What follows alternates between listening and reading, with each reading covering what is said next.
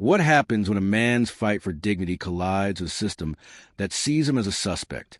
It was a sweltering Tuesday afternoon in downtown Atlanta when Malik Johnson, a 28-year-old mechanic, stood frozen in the parking lot of his apartment complex, keys in hand, staring down the barrel of a police cruiser's headlights. The officer's voice crackled through the speaker. "Step away from the vehicle and keep your hands visible." Malik's heart raced. "This is my car," he wanted to say, but the words lodged in his throat, because he'd been here before. The sun beat down on the cracked asphalt, amplifying the tension. Malik's 1998 Toyota Camry, freshly polished and humming with the new engine he'd rebuilt himself, sat gleaming under the street lamp.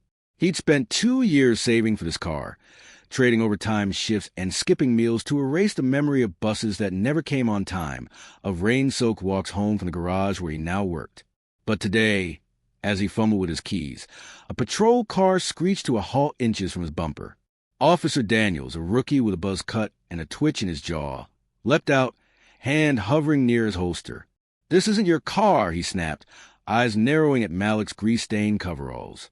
Malik's stomach dropped. Not again. Last year, a cashier had called the cops when he tried to buy diapers at 11 p.m., claiming he didn't look like a father. Now this. He took a breath, forcing calm. "Officer," checked the registration. "It's in the glove compartment." But Daniels didn't move. "Step back." The air thickened with unease. Across the street, Mrs. Lopez, the elderly woman who sold empanadas from her porch, paused mid-chop. Her grandson, Luis, raised his phone, filming silently. Upstairs, Malik's sister, Nia, leaned out her window, clutching her toddler. "Malik, you okay?" she shouted, voice trembling. Malik's mind raced. He'd rehearsed this moment 100 times in his head. Asterisk, stay calm. "Say, sir, show your ID. Don't make sudden moves." Asterisk, but today, something snapped. "You really don't see me, do you?" he said, voice low but steady. "This is my life. My name's on that registration. My sweat's in that engine. But to you, I'm just another suspicious black man." Daniels flushed, grip tightening on his radio. For a heartbeat, the world held its breath. Then the officer did something unexpected. He lowered his hand and asked a question that changed everything. "Show me." Malik blinked. "What?" Daniels gestured to the car. "Show me the engine, the one you built." The request hung in the air, raw and unguarded. Malik hesitated, then popped the hood. As he leaned over the machinery, explaining the custom pistons, the welded parts, Daniels' posture shifted. His suspicion melted into something quieter, something that looked like shame. "You ever been stopped like this before?" Daniels asked suddenly, eyes on the engine. Malik stiffened. 3 times this year." The officer nodded, jaw tight. "My dad's a mechanic. Puerto Rican. Got pulled over so much." He stopped driving altogether. He paused, then pulled a business card from his pocket. "I'm not excusing this, but I'll pay for your taillight. It's cracked. Fix it before someone else stops you." The video went viral that night. By dawn, #MoreLikeMalik trended nationwide. Strangers flooded Malik's garage with donations, tools, tires, a scholarship fund for black tradesmen. Daniels, suspended pending investigation, appeared on local news. "I failed him," he said, voice breaking. "But Malik taught me that justice starts with seeing people, not stereotypes." 2 weeks later, Malik stood beside Daniels at a community town hall, their shared story sparking a citywide push for bias training. "This isn't about blame," Malik told the crowd. "It's about bridges. And sometimes those bridges start with a busted taillight." As for Daniels, he now volunteers at Malik's weekend auto workshops, teaching teens to rebuild cars and perceptions. The engine's roar faded into the hum of the city as Malik slammed the hood of his Camry shut. Sweat dripped down his neck, not just from the Georgia heat, but from the weight of a life spent proving he belonged. His garage wasn't much, a cinder-block building with a leaky roof and a sign that read Johnson's Auto Care in peeling letters, but it was his. Every tool, every oil-stained rag, every dent in the wall told a story. The dent by the door? That was from the night his brother was arrested for fitting the description of a suspect. The toolbox under the window, bought with tips from customers who become family. Across the street, Mrs. Lopez's empanada cart sent savory smells wafting through the air. She'd watched Malik grow from a scrawny kid fixing bikes on the sidewalk to a man who rebuilt engines like they were puzzles. "You're too gentle for this world, Mijo," she'd say, handing him free tamales on slow days. But gentleness didn't pay bills. Not when landlords raised rent unexpectedly. Not when hospitals charged $500 for a sprained wrist because you looked like you could afford it. Malik's phone buzzed. Nia again. "You coming to Tasha's recital?" He sighed. His niece's smile was worth the overtime, but the bus ride would take 2 hours, and the bus stop light was out. Again, he glanced at his car, pride swelling. No more waiting. No more alternative routes through neighborhoods that called the cops on his existence. Then the lights hit him, red and blue, slicing through the dusk. His breath hitched. Asterisk, not today. "Please," asterisk. Officer Daniel stepped out, radio crackling, registration and ID. Malik's hands shook, not from fear, but fury. Fury at the way Daniel's eyes skipped over his face, cataloging him as a problem. Fury at the system that turned a key into a weapon. "It's my car," he said, voice steel. "Check the glove box." Daniel smirked. "Sure, and I'm the tooth fairy." But Malik didn't flinch. He popped the trunk, revealing a photo of his graduation from trade school, his diploma tucked beside jumper cables. "I rebuilt this engine," he said, flipping on the flashlight. "See that bolt? Custom job. Only mechanic in Atlanta who does that." Daniels paused. For a split second, his mask slipped, revealing a flicker of guilt, curiosity, then the radio squawked. 10-4, backup en route. Malik's heart stopped. Backup, the word that turned traffic stops into tragedies. But Daniels didn't reach for his gun. Instead, he leaned into the trunk, studying the engine. "You did this?" "Yes." "Show me." The request hung there, a dare, a test, a lifeline. Malik took a breath. "You see this piston? Took me 6 months to machine it right. The previous owner trashed the transmission, but I salvaged the... Why'd you buy it?" Daniels interrupted. "This heap's older than you." Malik smiled faintly. "Because it's mine." The officer's jaw tightened. "Get in the car." Malik froze. "This is it. Drive." Daniel said, sliding into the passenger seat. "Show me what she can do." As the Camry roared to life, Malik wondered if this was how it ended. Not with sirens, but with a joyride. But as they peeled out of the lot, Daniels did the unthinkable. He laughed. And just like that, the world shifted.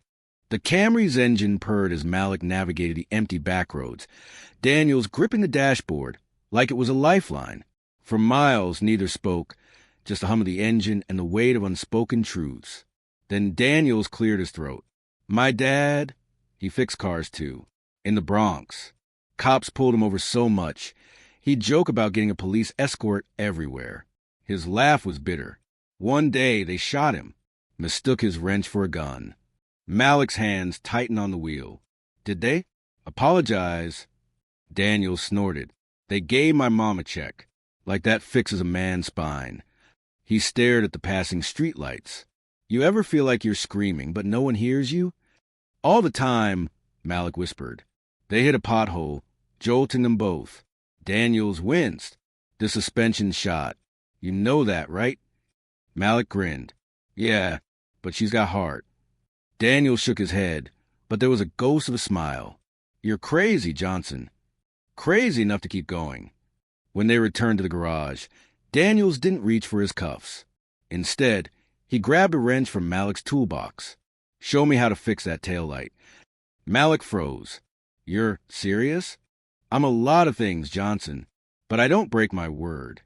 2 hours later, under the flickering garage light, they worked side by side. Cops and robbers turned collaborators. Daniel's hands were clumsy at first, but Malik guided him, patient as a teacher. "Like this," he said, adjusting the officer's grip. "Gentle. It's not a suspect. It's a machine." Daniel swallowed hard. I'm sorry. For earlier.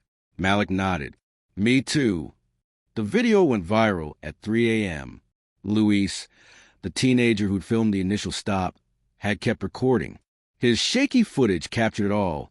The tension, the drive, the wrench in Daniel's hand. By sunrise, hashtag more than a carrier trended, flooding Malik's phone with messages. Strangers sent donations. Local mechanics offered free parts. A black-owned garage in Chicago tweeted, "We see you, Malik. Keep rebuilding." But the real shock came at dawn.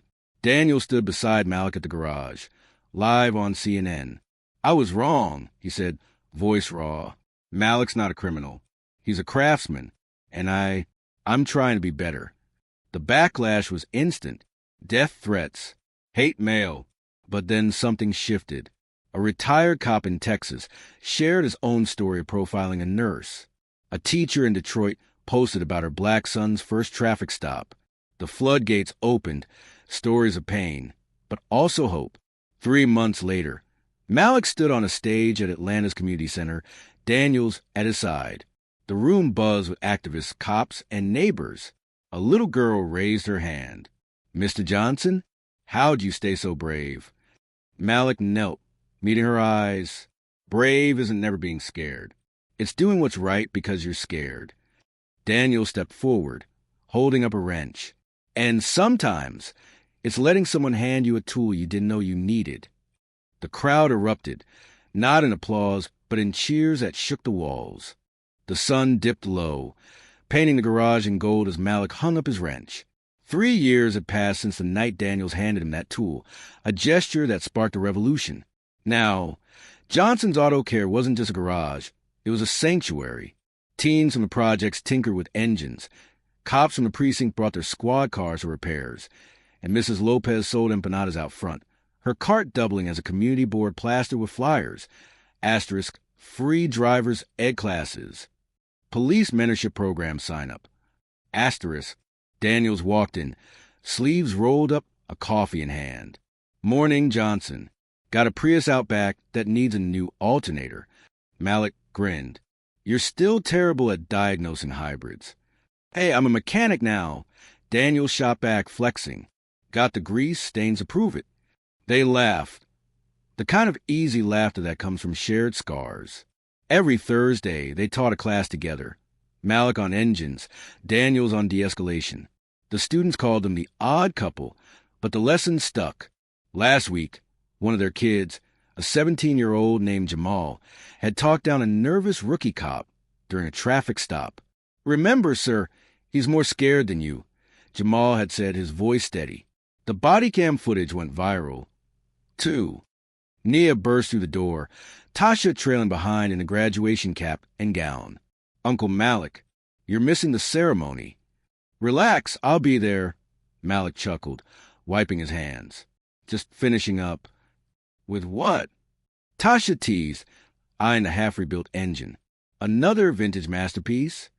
"Watch it, kid. This junk pays for your college." As they bickered, Daniel slipped outside, phone buzzing. A text from Luis. Asterisk, the fundraiser hit $50,000. We can buy the new lift. Asterisk, Daniel smiled. That lift would mean Malik wouldn't have to climb on rickety stools anymore. That evening, the parking lot buzzed with life. Families, cops, and grease monkeys alike crowded around a podium made of tire rims. Malik stood beside Daniels, their reflections shimmering in the Camry's polished hood. 3 years ago, I thought this car was my finish line, Malik said, voice cracking. But it was just the beginning. He gestured to the crowd. A cop holding a baby. A teen showing her dad how to change oil. Mrs. Lopez dancing with Daniel's toddler. We're not just fixing cars here. We're fixing us. Daniel stepped forward, badge glinting. And we're just getting started. As the sun set, Tasha tossed her cap into the air. It landed on the Camry's roof. And for the first time in years, Malik didn't flinch at the thud. The autumn air smelled of motor oil and possibility as Malik leaned against the Camry, watching his garage come alive. A group of middle schoolers huddled around a stripped-down engine, their laughter mixing with the clang of tools. Officer Daniel stood at the whiteboard, sleeves stained with grease. teaching brake pads 101 to a room of wide-eyed rookies. "See this?" he said, holding up a worn rotor. "This is what neglect looks like. Fix it before it breaks." Malik smirked. Neglect. The word hung heavy. Last week, the city council had voted to bulldoze a garage for a parking lot. Economic development. They called it, but the community wasn't having it. The protest started quietly. Mrs. Lopez taped Save Johnson signs to her empanada cart. Tasha, now a freshman engineering major, rallied her classmates. Even Daniel's precinct signed petition. Cops who'd once eyed Malik with suspicion now brought their kids to his classes. At the council meeting, Malik's hands shook as he unfolded his speech. But then Daniel stood beside him, badge gleaming. "This isn't just a garage," she said, voice steady. "It's a promise that we can rebuild more than cars." The room erupted. Stories poured out of fathers and sons bonding over oil changes, of single moms learning to fix flats, of a cop who finally saw a kid as a human, not a thug. When Tasha showed the council photo of her scholarship check funded by garage donations, the vote flipped.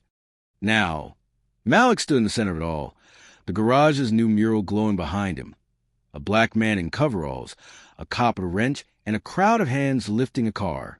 "This," he said, choking up, "is what happens when we refuse to be enemies." Daniels clapped him on the back. "Told you we'd outrun the system." Malik shook his head. "Nah, brother. We rebuilt it." As the sun set, they fired up the Camry's engine, one last victory lap. Headlights flickered in solidarity from parked squad cars and beat-up trucks alike. Takeaway: the road to change is never smooth. But if you keep your hands dirty and your heart open, even the roughest engine can find its rhythm.